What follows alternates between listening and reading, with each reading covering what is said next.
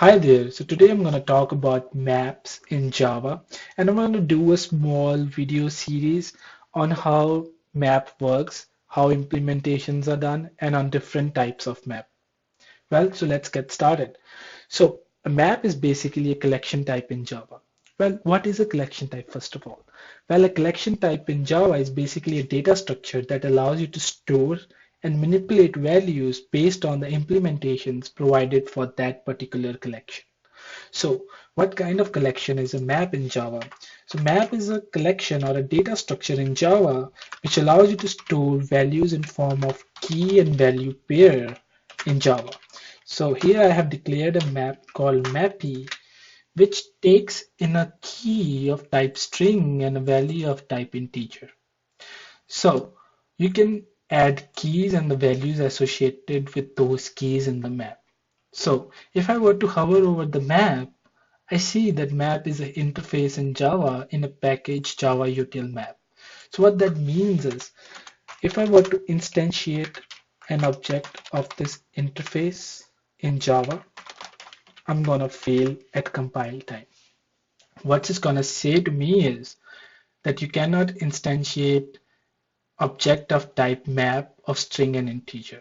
Because map being an interface, there is no definition provided to the methods in that interface. That is how interfaces are in Java. So that is why you cannot create directly an object of interface in Java. There are certain classes that implements this interface and provide definition to the methods that exist in this interface, for which using them you can create an object of this interface, and this is how you can do that. There is a class called HashMap in Java which implements interface map and gives definition to its methods. So moving on, how you can add keys and values to this map. So to do that, you use put method which takes in a key of type string and value of type integer. So since my map is defined that way, that is how that is the type of key it takes in and value it can store. So I give it a key of type ABC and value, let's say the length of that key. And let's just add another key to it and the value associated with that using put. Let's call this Zor, and since it has the same length, I'm going to do that. So you can print all the keys in this map using this method, and it's going to give you all the keys there. And you can also get all the values of this map using values. And these are the values associated with those corresponding keys, and they will be in the same order.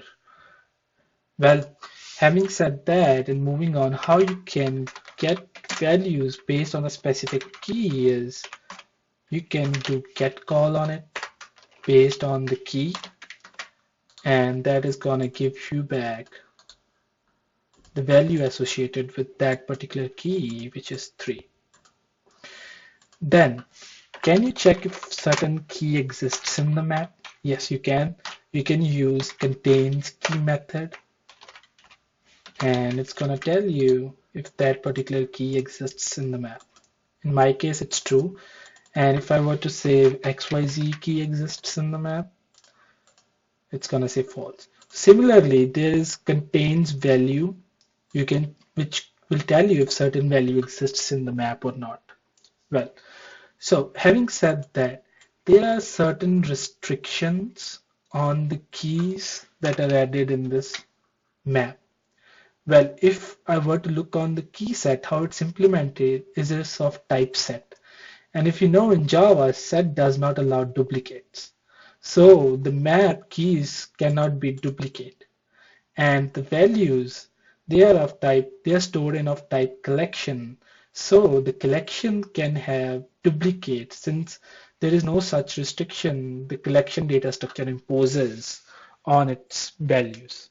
So if I were to add the same key to the map, it won't result in a compilation error. It allows you to add it. What it's going to do is just override the existing value of the existing key, and that's what it's going to do. So if I were to print key set and the values again, what I get is the new value. Now, there is an interesting feature here which you can use in certain programs, which is this put method signature. If you were to look at it, it takes a key and a value, but it also returns an integer.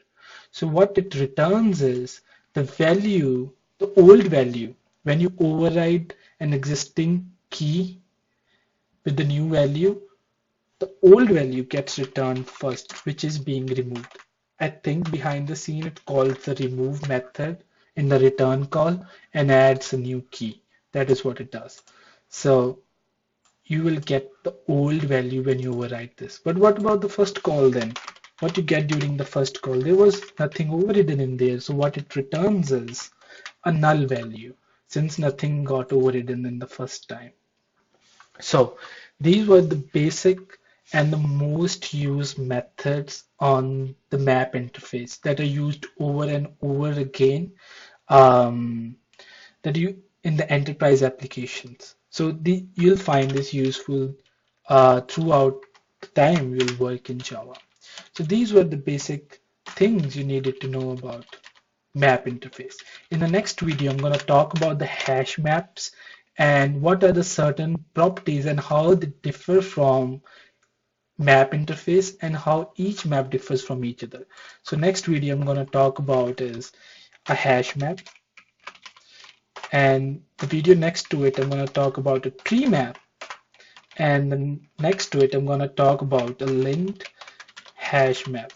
So throughout my 5 years of career, I have used these maps over and over again. And these are the maps whenever I see a new code or a old application that I want to support, I see these three implementations used over and over again over other implementation. So the thing to note here is uh, all of these three implementation are not concurrent. So if you were to work in the multi-threaded environment, you have to synchronize them based on your needs. So I'm going to take off now from this video. So I'm going to meet you in the next video. Bye.